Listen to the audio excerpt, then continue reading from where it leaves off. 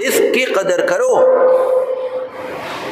رزق اگر کسی کے پاس سے چلا جاتا ہے پھر واپس نہیں آتا۔ اگر کسی کے پاس سے رزق چلا جاتا ہے واپس نہیں آتا۔ حضور صلی اللہ علیہ وسلم نے فرمایا کہ کچھ لوگ ایسے بھی ہوں گے جو اللہ کے حکم کا انکار کریں گے، اللہ کے رسول کے حکم کا بھی انکار کریں گے۔ صحابہ کرام رضی اللہ عنہم اجمعین نے بڑے تعجب سے پوچھا، حضور آپ کیا فرما رہے ہیں، ایسا بھی کوئی ہوگا؟ اللہ کے حکم کا انکار، اللہ کے نبی کے حکم کا انکار کوئی کرے گا؟ فرمایا ایسے لوگ آئیں گے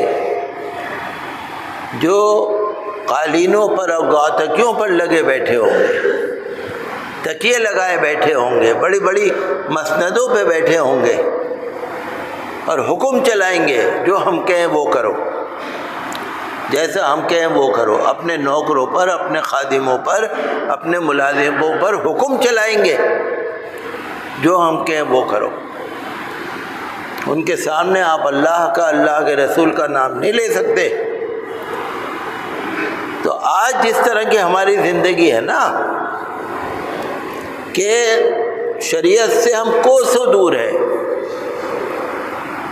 شریعت سے ہم کوسوں دور ہیں۔ اگر میں آپ سے کہوں گا تو زیادہ ہو جاتا ہے، جیسے ہمارے یہاں کی شادی بیاہ ہے، فنکشن ہے، ہمارے خرچے ہیں، رشتہ داریاں ہیں، ہمارے اپنے گھر کے خرچے ہیں، ہماری یاری دوستی ہے۔ آپ دیکھ لیجئے، سب کسی بھی عالم سے، کسی بھی مولانا سے پوچھ لیجئے آپ، رزق کی بے حرمتی، جو رزق کی بے حرمتی ہے نا، یہ بھی بہت بڑا گناہ ہے نا۔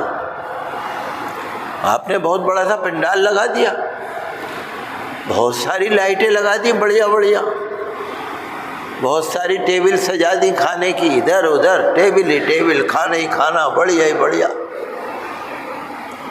اور لوگ کیا کرتے ہیں، پلیٹ میں نکالا ڈسٹ بن میں ڈالا، پلیٹ میں نکالا ڈسٹ بن میں ڈالا۔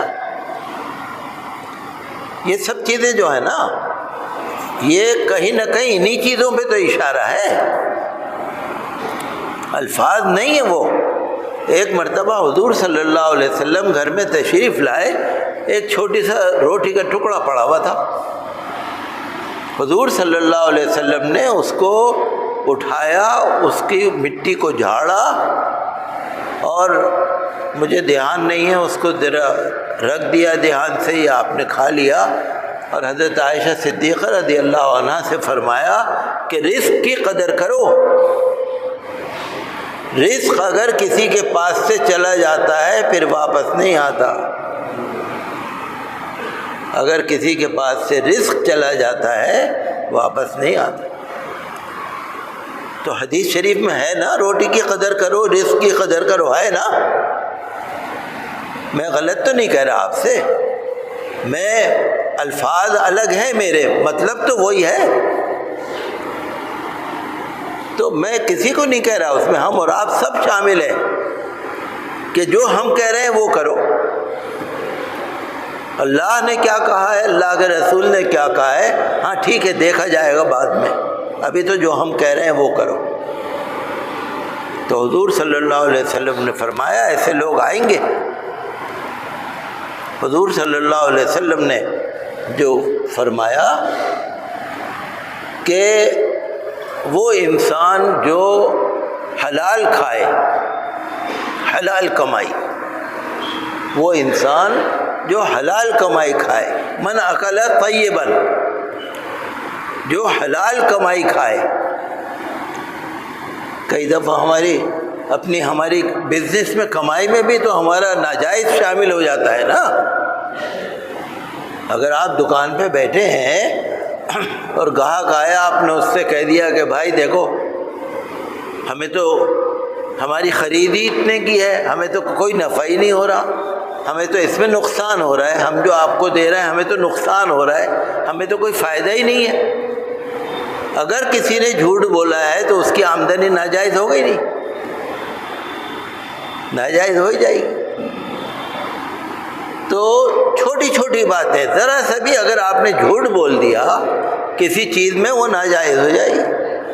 دھوکہ دے دیا، بے ایمانی کر دی، کوئی مینوفیکچرر ہے، کوئی کارخانے میں کام کرتا ہے، اس نے مال ذرا سا 19 لگا دیا پیسہ بچانے کے لیے، لیکن گاہک سے یہ کہا میں نے یہ لگایا، میں نے یہ لگایا، جب جھوٹ بول دیا ناجائز ہو گئی نا۔ من اکل طیبا، جو حلال کمائی کھائے، وعمل فی سنت، اور سنت کے مطابق عمل کرے،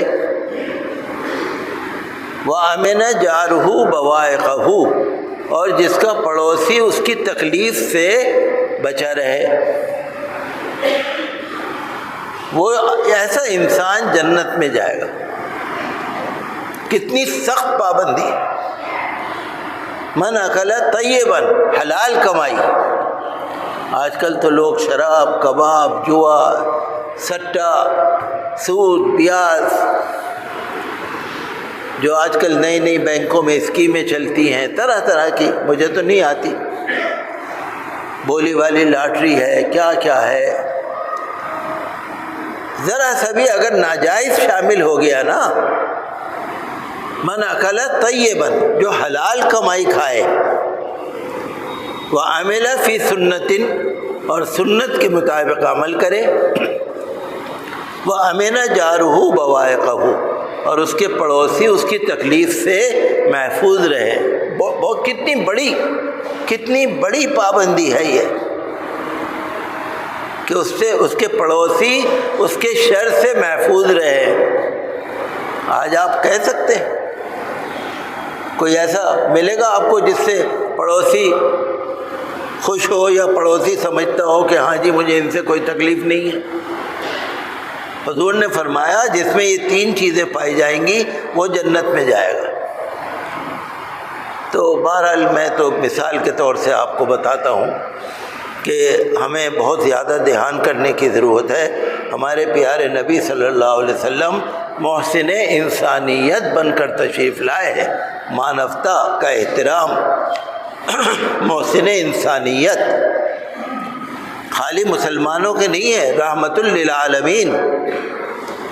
الحمدللہ رب العالمین، اللہ جو ہے رب العالمین ہے، اور ہمارے پیارے نبی رحمت للعالمین ہے، سب کے لیے ہے۔ تو ہمارے نبی صلی اللہ علیہ وسلم کی جو تعلیمات ہیں اس میں سب کا فائدہ ہے، کوئی نہیں کہہ سکتا۔ حضور صلی اللہ علیہ وسلم کو اگر کوئی تکلیف بھی دیتا تھا نا، پتھر بھی مارتا تھا، نعوذ باللہ معاذ اللہ، اگر گالی بھی دیتا تھا، کچھ بھی کرتا تھا، تو حضور صلی اللہ علیہ وسلم اس کو بد دعا بھی نہیں دیتے تھے۔ مارنا پیٹنا بدلہ لینا تو بہت بڑی بات ہے، بد دعا بھی نہیں دیتے تھے، فرماتے تھے اللہم اہد قومی فانہم لا یعلمون، اے اللہ اس قوم کو ہدایت دے دے، یہ جانتے نہیں ہیں۔